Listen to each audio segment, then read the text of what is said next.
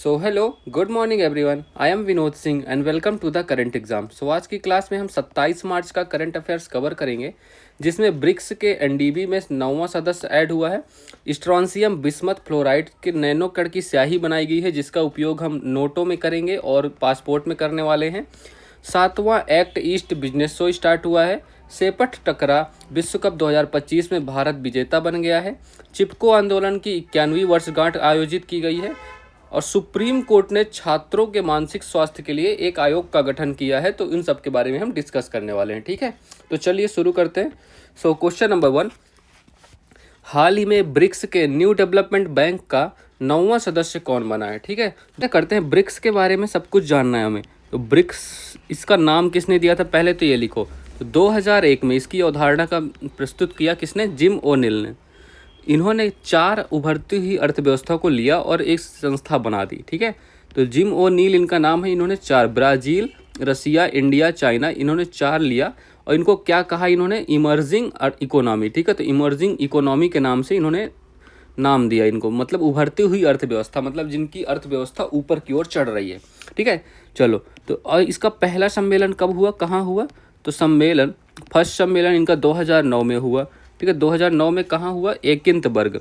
ये जगह कहाँ पे है, एकिंतबर्ग रूस में एक जगह है, ठीक है। तो रूस में इसका पहली बैठक हुई, तो ये आपको ध्यान रखना है। अब चलो ये हो गया, लेकिन 2010 में, जैसे ही 2010 आया, 2010 में हमने साउथ अफ्रीका को शामिल कर लिया। तो साउथ अफ्रीका को शामिल हो गया, ये भी ऐड हो गया, ठीक है। तो ये इतनी बात आपको ध्यान रखना है। तो अब यहाँ से ये हो गया क्या, ब्रिक्स हो गया, ठीक है। तो अब इसका नाम ब्रिक्स हो गया यहाँ पे, इतनी बात आपको पता हो। चलिए, ब्रिक्स से ब्रिक्स तक का सफ़र ये था। फिर 2014, ठीक है। 2014 के बारे में देखो, 2014 में क्या हुआ। 2014 में पीएम मोदी ने एक प्रस्ताव रखा। 2014 की बैठक हुई कहाँ थी पहले, तो फोर्ट लेजा में इसकी बैठक हुई। तो यहाँ पर पीएम मोदी इन्होंने एक प्रस्ताव रखा कि एनडीबी की स्थापना की जाए यार। एनडीबी, न्यू डेवलपमेंट बैंक की स्थापना का प्रस्ताव रखा और 2015 में इसकी स्थापना हो भी गई, ठीक है। 2015 में स्थापित भी हो गया ये, ठीक है। तो ये आपको एनडीबी पता चल गया, ठीक है। अब इसमें देखो क्या हुआ, एनडीबी की स्थापना ऐसे हुई, पीएम मोदी का वो था, संदेश था। अब ब्रिक्स में 4 न्यू मेंबर ऐड हुए फिर, ठीक है। तो 4 4 न्यू मेंबर, देखो 5 होने थे, सॉरी 6 होने थे पहले तो, ठीक है। तो अर्जेंटीना ने पहले मना कर दिया था और सऊदी अरेबिया ने अभी तक कोई कंफर्मेशन नहीं दी। तो कितने, 4 ही ऐड हुए। एक तो मिस्र हो गया, दूसरा इथियोपिया हो गया, और कौन से हैं, यूएई और ईरान, ठीक है। तो यूएई और ईरान, ये 4 ऐड हो गए। और 10वां मेंबर कौन ऐड हुआ ब्रिक्स में, 10वां मेंबर कौन ऐड हो गया, इंडोनेशिया। तो इंडोनेशिया 10वां मेंबर है जो ब्रिक्स में ऐड होने वाला है, ठीक है। तो ये भी आपको ध्यान रखना है। अच्छा, ब्रिक्स की 2025 वाली बैठक कहाँ होनी थी, ब्रिक्स की 2025 की जो बैठक हुई है वो ब्राज़ील में, ठीक है। तो ब्राज़ील में, तो ये भी आपको ध्यान रखना है। अब एनडीबी में नया सदस्य कौन ऐड हुआ है, तो एनडीबी जो है, तो एनडीबी में जो इसका, यहीं पर लिख लो, एनडीबी का न्यू मेंबर मतलब 9वां मेंबर। तो 9th नंबर का नया सदस्य कौन शामिल हो गया है, इंडोनेशिया, ठीक है। तो इंडोनेशिया इसमें शामिल हो गया, तो ये आपको ध्यान रखना है, ठीक है। चलो, अच्छा, एनडीबी के हेड कौन है, इसके हेड कौन है, एनडीबी के हेड बताओ इसके। तो हेड हैं इसके डिल्मा रोशेफ, इसके हेड हैं, ठीक है। तो डिल्मा रोशेफ जी इसके हेड है एनडीबी के। चलो, ये आपको ध्यान रखना है, ओके। इंडोनेशिया के प्रेसिडेंट का नाम तो आपको पता होगा, अभी भारत भी आए थे, प्रबोवो सुबियांतो, है ना, प्रबोवो सुबियांतो, इनका नाम याद रखना, जो आप नीचे इमेज में भी देख पा रहे होगे, यही है, ठीक है। चलो, ओके, करते हैं फिर आगे, ठीक है। तो ऑप्शन नंबर कौन सा करेक्ट हो गया, ए नंबर करेक्ट है, Indonesia is the right answer, ठीक है। एनडीबी का नया सदस्य इंडोनेशिया। एडीबी का नया सदस्य कौन सा है, एडीबी का बताओ, 69th नंबर का सदस्य कौन ऐड हुआ है इसमें, इजराइल, ठीक है। तो इजराइल इसमें शामिल हो गया है एडीबी में। अच्छा, इसकी स्थापना कब हुई थी, तो 1966 में इसकी स्थापना हुई थी। और हेडक्वार्टर कहाँ है इसका, मनीला में इसका हेडक्वार्टर है। आसियान का नया सदस्य कौन है, 11th नंबर का सदस्य है तिमोर लिस्ते, ठीक है। तो तिमोर लिस्ते आसियान का नया सदस्य है, ठीक है। तो इसकी स्थापना 1967 में हुई थी और इसका हेडक्वार्टर कहाँ है, जकार्ता। G20 का बताओ, G20 का नया सदस्य कौन है, 21वां सदस्य कौन बना है, पहले 20 थे, अब 21वां हो गया अफ्रीकन यूनियन, ठीक है। ये भी आपको ध्यान रखना है। एससीओ का 10वां सदस्य, 10वां और जो नवीनतम सदस्य कौन सा है, बेलारूस। ठीक है, तो एससीओ को नवीनतम सदस्य है बेलारूस, और इसकी स्थापना कब हुई थी, 2001 में, और इसका हेडक्वार्टर कहाँ है, बीजिंग। तो बीजिंग में इसका हेडक्वार्टर है। नाटो का नया सदस्य कौन सा है, 32वां सदस्य कौन है, स्वीडन, और 31वां कौन था, फिनलैंड। ठीक है, तो 31वां था फिनलैंड और 32वां स्वीडन है, और इसकी स्थापना 1949 में हुई थी। इसका हेडक्वार्टर कहाँ है, ब्रुसेल्स में इसका हेडक्वार्टर है। ठीक है, चलो क्वेश्चन नंबर 2 करो। हाल ही में नकली नोटों को रोकने के लिए दोगुनी सुरक्षा वाली स्ट्रॉन्सियम बिस्मथ फ्लोराइड नैनो कणों वाली स्याही किसने बनाई है। देखो, तो नैनो कण की स्याही बनाई गई है अभी। इसका मतलब समझ रहे हो, इस मतलब जो आप नकली नोट बनाते हो ना भाई, जो सोच रखा है कि हम नकली नोट बना लेंगे, ये है वो है ना, वो अब सुधर जाओ। तो ये क्या लिख रहा है भाई, तो नैनो कण की ये स्याही बनाई गई है। ठीक है, मतलब बहुत ही छोटे कण रहेंगे स्याही में, और किस चीज़ की बनाई गई है, SR2 बिस्मथ फ्लोराइड। ठीक है, तो इसका पूरा नाम क्या हो गया, स्ट्रॉन्सियम। तो स्ट्रॉन्सियम बिस्मथ फ्लोराइड। ठीक है, तो इसकी बनाई जाएगी, ये यौगिक है। तो ये आपको ध्यान रखना है, ये पूछा जाएगा इस एग्ज़ाम में आपको। ठीक है, तो ये इसकी स्याही बनाएगी, लेकिन बनाने वाला कौन है, बनाने वाला है बार्क, अपना भाभा एटॉमिक रिसर्च। ठीक है, सेंटर बार्क हो गया, प्लस कौन सा, नैनो विज्ञान एंड तकनीकी संस्था। तो नैनो विज्ञान एंड तकनीकी संस्था। ठीक है, तकनीकी संस्था, तो ये हो गई इसकी संस्था। ठीक है, तो इन दोनों संस्थाओं ने मिल के बनाया है। और ये कहाँ की है, मोहाली की संस्था है। बार्क कहाँ है इसका, मुंबई में। ठीक है, तो बार्क मुंबई में, ये मोहाली में। तो इन दोनों संस्थाओं ने, option number D correct answer है। तो भाभा परमाणु अनुसंधान केंद्र मुंबई और नैनो विज्ञान और प्रौद्योगिकी संस्थान मोहाली, इन दोनों ने मिल के ये स्याही बनाई है। ठीक है, तो इसका यूज कहाँ होने वाला है, तो यूज होने वाला है जो बैंक नोट होंगे आपके, बैंकों की नोट जो होंगी, तो बैंक नोट होंगे प्लस पासपोर्ट। ठीक है, तो बैंक नोट प्लस पासपोर्ट की छपाई में होने वाला है। ठीक है, तो बैंक नोट प्लस पासपोर्ट की छपाई में इसका यूज होने वाला है। और कहाँ, नकली नोट से सुरक्षा होगी। तो नकली नोट अब आसानी से पकड़ में आ जाएंगे, तो नकली नोट पर अंकुश लगाया जा सकेगा। और क्या होगा, पासपोर्ट की सुरक्षा होगी। ठीक है, पासपोर्ट भी छपाई ऐसे नहीं हो पाएगी, पासपोर्ट सुरक्षा। ठीक है, तो ये सब आपको ध्यान रखना है, इसलिए ये किया गया है।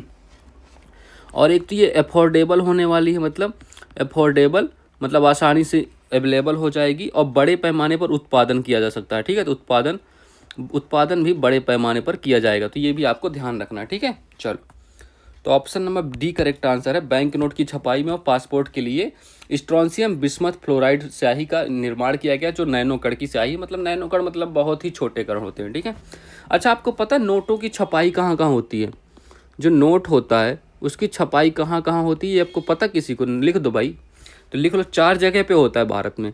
एक तो हो गया नासिक, आप चले मत जाना वहाँ से कि लूट लेंगे। ठीक है, मैं बता रहा हूँ बस ऐसे आपकी नॉलेज के लिए। एक दूसरा हो गया देवास, MP। ठीक है, दूसरा देवास MP में हो गया। तीसरा कौन सा, मैसूर। MP वाले सोच रहे हैं, तो अब तो पता चल गया, पहुँच जाएंगे। ठीक है, शाम को ही पहुँचते हैं, है ना, इंतज़ार कर रहे होंगे बेटे तुम्हारे ससुराल वाले वहाँ। चलो, सालबोनी हो गया, सालबोनी चौथे नंबर पे, ये वेस्ट बंगाल। तो इन 4 जगहों पर भारत में नोटों की छपाई का काम चलता है। चलो, हाल ही में अंतरिक्ष मलबे से निपटने के लिए बेंगलुरु की दिंग तारा और बेलाट्रिक्स, ये दोनों बेंगलुरु की कंपनी है भारत से। और किस देश की स्ट्रोकेल कंपनी ने साझेदारी की है, तो स्ट्रोकेल कहाँ की कंपनी है, ये जापान की कंपनी है आपकी स्ट्रोकेल। ठीक है, बेंगलोर और जापान तीनों कंपनियों ने मिल के ये काम किया है। अच्छा, जो कैसलर सिंड्रोम का नाम सुना है आपने, कैसलर सिंड्रोम, ये एग्जाम में क्वेश्चन पूछा गया था कि इसका संबंध किससे। तो कैसलर सिंड्रोम का संबंध है अंतरिक्ष का जो कचरा होता है, डेब्रिस होता है, उसको डेब्रिस कहते हैं ना, तो अंतरिक्ष कचरा से इसका रिलेशन है। ठीक है, ये भी आपको, अंतरिक्ष कचरा से इसका रिलेशन है, ये भी आपको ध्यान रखना है। हाल ही में गूगल ने एशिया का दूसरा सुरक्षा इंजीनियरिंग केंद्र GSEC कहाँ शुरू करने की घोषणा की है, तो हैदराबाद में। ठीक है, हाल ही में सार्वजनिक वितरण प्रणाली की आपूर्ति श्रृंखला अनुकूलन के लिए कौन सा ऐप लॉन्च किया गया है, तो ये अन्न चक्र ऐप। ठीक है, तो अन्न चक्र एप्लीकेशन लॉन्च किया गया है, तो ये आपको ध्यान रखना है। क्वेश्चन नंबर 3, हाल ही में 7वें एक्ट ईस्ट बिजनेस शो का उद्घाटन कहाँ हुआ है, इसको पता है ये कहाँ हो सकता है, अच्छा बताओ, तो कौन सा शो हुआ है, एक्ट ईस्ट से आप थोड़ा अंदाज़ा लगा सकते हो, बिजनेस, चलो इसमें मैप ऐड नहीं है, नहीं तो मैप नेक्स्ट सीरीज में है, सॉरी नेक्स्ट स्लाइड में है, नहीं तो आप पता लगा लेते। तो पहली बात ये 7वें क्रम का, ठीक है, 7th क्रम हुआ है। तो पहली बार कब हुआ था, ये फर्स्ट टाइम कब हुआ था ये बताओ। तो फर्स्ट टाइम ये हुआ था 2014 में। तो 2014 में पहली बार इसका आयोजन हुआ था, ठीक है। तो अभी ये इसका उद्घाटन कहाँ हुआ है, तो इसका उद्घाटक लिखा है, देख उद्घाटन, अरे यार तुम लोगों के चक्कर में हो रहा है सब। चलो इसका उद्घाटन कहाँ हुआ है, इसका उद्घाटन हुआ है अभी कहाँ, शिलोंग मेघालय में, ठीक है। तो शिलोंग मेघालय में इसका उद्घाटन हो गया है, ठीक है। तो ये आपको ध्यान रखना है, किसका उद्घाटन हुआ है, एक्ट ईस्ट बिजनेस शो का उद्घाटन हुआ है। ये बैठक चल रही है देखो।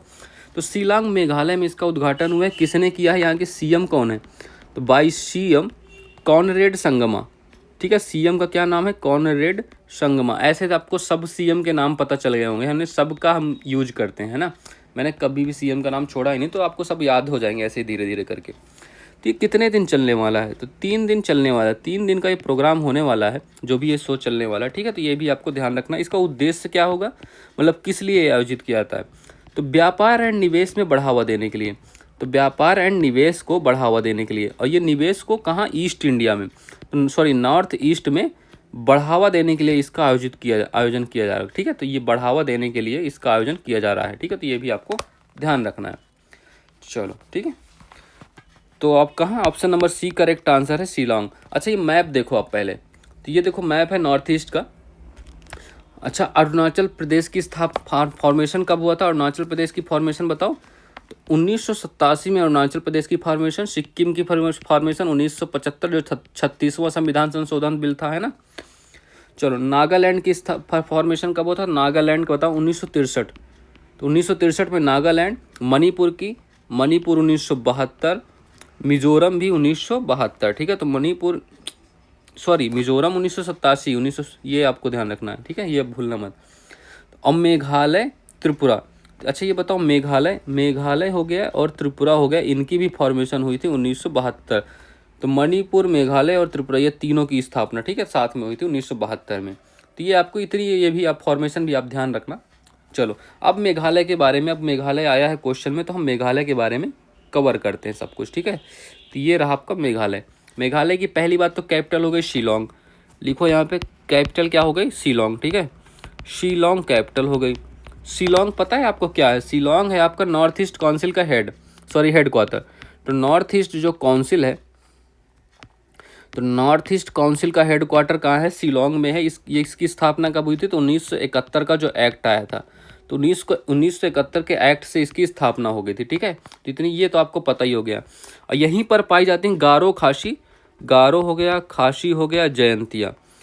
इसको क्या कहते हैं, गारो, ये खासी हो गया, ये 3 पहाड़ियाँ हैं, ठीक है। तो बहुत ही फेमस पहाड़ियाँ हैं, ठीक है, गारो, खासी, जयंतियाँ। अब यहाँ पर ये देखो ट्रैपिंग होती है, देखो ये पहाड़ियाँ हैं, यहाँ पर हवा मानसून ट्रैप होता है, और यहाँ पर 2 जगह हैं, मासिनराम और चेरापूंजी। तो मासिनराम एंड चेरापूंजी, ठीक है। तो M लिख लो, यहाँ पर C लिख लो। तो यहाँ पर जो ये मानसून ट्रैप होता है और इतनी बारिश करता है यहाँ पर, ठीक है, इन 2 जगह पे। मासिनराम इसीलिए विश्व का सबसे ज़्यादा बारिश वाला क्षेत्र है, ठीक है। तो ये खास बात है यहाँ की, ठीक है। तो ये पहाड़ियाँ हो गई आपकी तीनों, गारो, खासी, जयंतिया, ठीक है। अच्छा एक शिलोंग में एक फेस्टिवल आयोजित किया जाता है, शिलोंग का एक फेस्टिवल है, उसको क्या कहते हैं, चेरी ब्लॉसम फेस्टिवल। तो चेरी ब्लॉसम फेस्टिवल कहाँ होता है, तो ये भी शिलोंग में होता है। और कौन कौन सा मेघालय के फेस्टिवल है, मेघालय के फेस्टिवल चेरी ब्लॉसम हो गया, और कौन सा, बेहदीन खलम, तो बेहदीन खलम फेस्टिवल हो गया, और एक वांगला फेस्टिवल हो गया। वांगला फेस्टिवल को किस नाम से जाना जाता है, 100 ड्रम फेस्टिवल, ठीक है। तो 100 ड्रम फेस्टिवल, तो ये भी आपको ध्यान रखना है, ठीक है। ये कुछ बातें हैं या मेघालय के बारे में आपको पता होनी चाहिए, ओके। चलो तो option number Shillong C correct answer है, ठीक है। हाल ही में इंदिरा गांधी शांति पुरस्कार 2024 से सम्मानित वेरोनिका मिशेल का संबंध किससे है, तो वेरोनिका मिशेल का संबंध किससे है, तो चिली से। ये चिली देश की रहने वाली हैं। प्रधानमंत्री मोदी ने बीमा सखी योजना का शुभारंभ कहाँ किया है, तो इसका शुभारंभ हुआ है हरियाणा में। हाल ही में किस देश के माउंट कनलाओन ज्वालामुखी में विस्फोट हुआ, तो ये कहाँ है, फिलीपींस, ठीक है। तो माउंट कनलाओन ज्वालामुखी कहाँ है, फिलीपींस में आपका। क्वेश्चन नंबर 4, हाल ही में सेपट टकरा विश्व कप 2025 में भारतीय पुरुष रेगू टीम ने देश के लिए पहली बार कौन सा पदक जीता है? ठीक है, देखो कौन सा कप हो गया, विश्व कप हो गया, चलो कोई बात नहीं, तो सेपक टकरा विश्व कप हो गया। ओके, तो सेपक टकरा वर्ल्ड कप 2025 का इसका आयोजन हुआ है अभी हाल ही में। इसका पहली बात लिखो होस्ट कहाँ है, तो होस्ट है आपका इसका पटना बिहार, जियो रे बिहार के लाला, है ना। तो पटना बिहार में इसका होस्ट बना है इस बार। अच्छा, इसमें फाइनल में कौन कौन सी टीम ने खेला, तो फाइनल में खेलने वाली टीम कौन सी है, तो फाइनल में भारत और जापान के बीच, इंडिया वर्सेस जापान के बीच फाइनल मैच हुआ है। ठीक है, इसमें विजेता और गोल्ड मेडल, मतलब गोल्ड मेडल किसको मिला, तो गोल्ड मिला है भारत को, मतलब विजेता जीतने वाली टीम कौन सी होगी, भारत, और जापान को मिला है इसमें सिल्वर मेडल मिला है जापान को। ठीक है, तो ये भी आपको ध्यान रखना है। अच्छा, ये तो मेल कैटेगरी में हो गया। फीमेल कैटेगरी में क्या सीन रहा है, फीमेल कैटेगरी में गोल्ड किस टीम को मिला, गोल्ड मिला है थाईलैंड को। तो थाईलैंड को फीमेल कैटेगरी में गोल्ड मिला है। और भारत को कौन सा मिला, ब्रॉन्ज मेडल किसको मिला है, ब्रॉन्ज मेडल मिला है अपने इंडिया को। ठीक है, तो ब्रॉन्ज मेडल मिला है अपने इंडिया को, तो ये भी आपको ध्यान रखना है। और ये सेपक टकरा है ना, ये पहली बात इसका 5वां क्रम का आयोजन है, 5th क्रम है। इसमें टोटल कितने देशों ने, 21 टीम ने भाग लिया है, 21 टीमों ने भाग लिया है। और इसकी उत्पत्ति कहाँ से हुई है, उत्पत्ति हुई है इसकी मलेशिया से, तो ये बातें भी आपको ध्यान रखना है। ठीक है, अब भारत के इसमें टोटल मेडल कितने हैं, लिख लो यहीं पर। ठीक है, तो भारत के इसमें टोटल मेडल देखो, 1 गोल्ड मिला है प्लस 1 सिल्वर प्लस 5 ब्रॉन्ज। ठीक है, टोटल 7 मेडल। ठीक है, तो ये आपको ध्यान रखना है। तो option number A correct answer है। ठीक है, भारतीय पुरुष की रेगू टीम ने इंडिया और जापान के गोल्ड जीत लिया है, ये आपको ध्यान रखना है। ठीक है, पहली बार जीता ये। ठीक है, तो चलो, हाल ही में असम सरकार ने किस राज्य में रहने वाले मोरान समुदाय के सदस्यों को स्थायी निवास प्रमाण पत्र देने की घोषणा की है?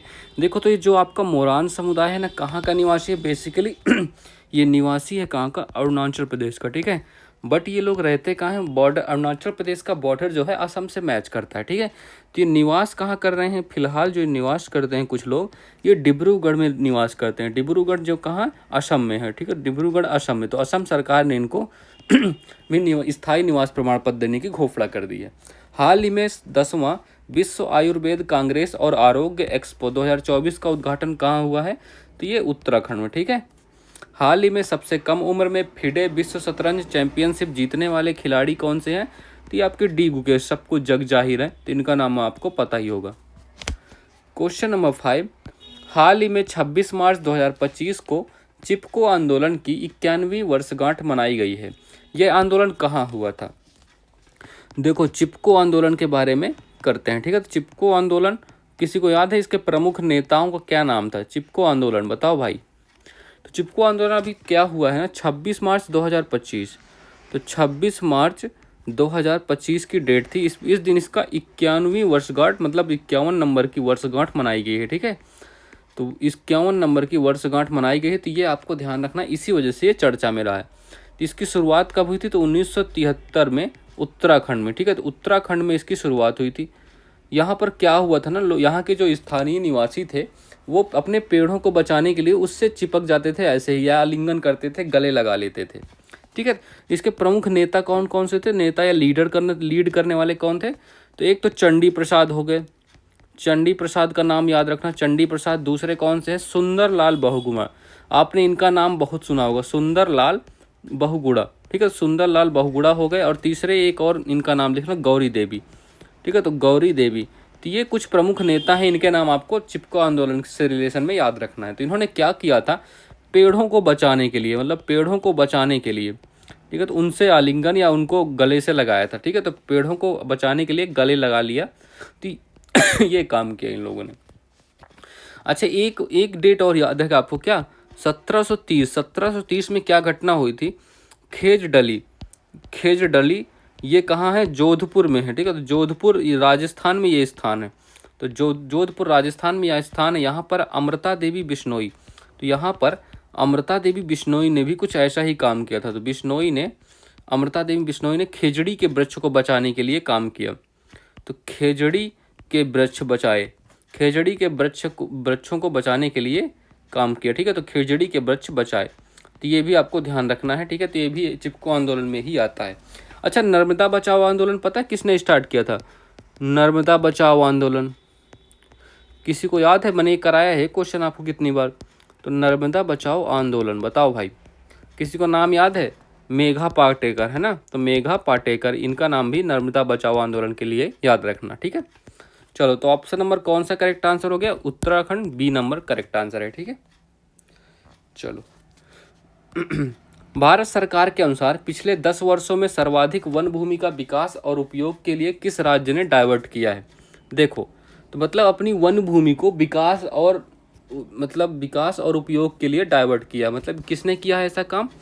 तो देखो, तो ये लिखो, पहले नंबर पे तो आपको मध्य प्रदेश हो गया, और दूसरे नंबर पे कौन सा? दूसरे नंबर पे उड़ीसा हो गया।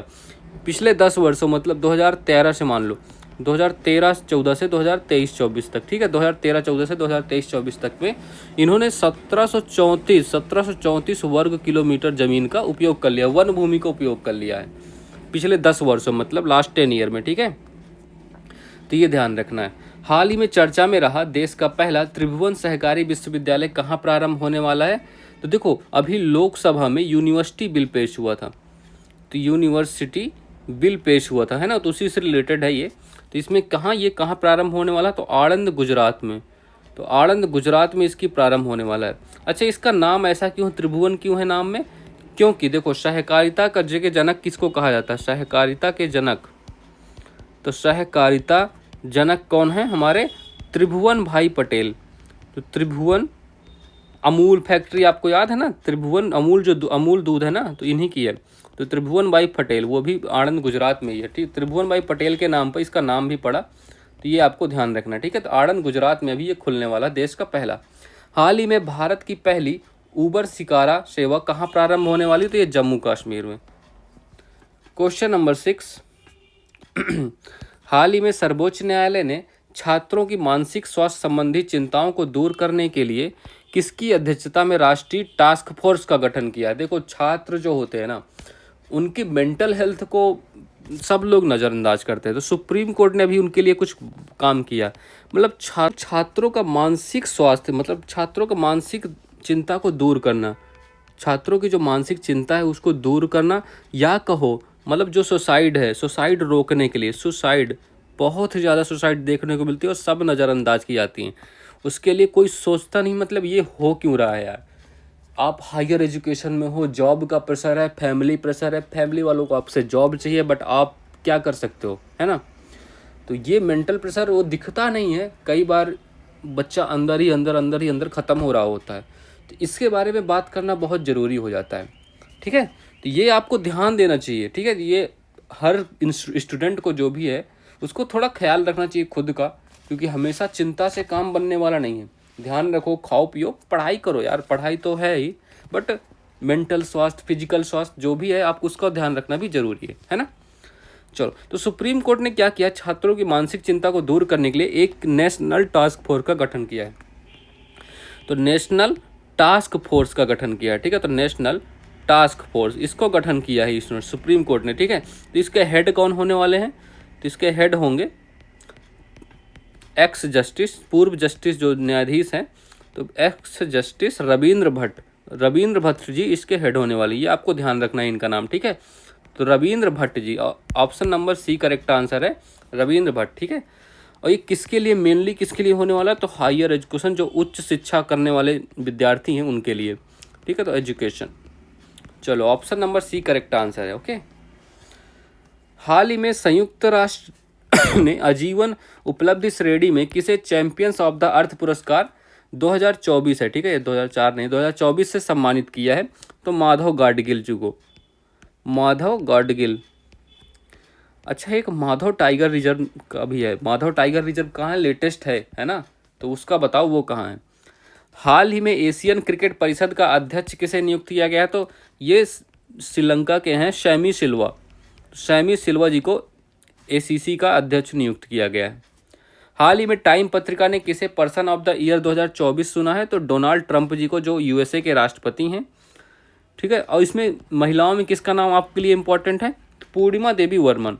ठीक है। तो पूर्णिमा देवी वर्मन का नाम, ठीक है। तो ये भी आपको ध्यान रखना है, ठीक है। चलो, so that's all for this class. Please like करना, शेयर करना और सब्सक्राइब करना मत भूलना, ठीक है।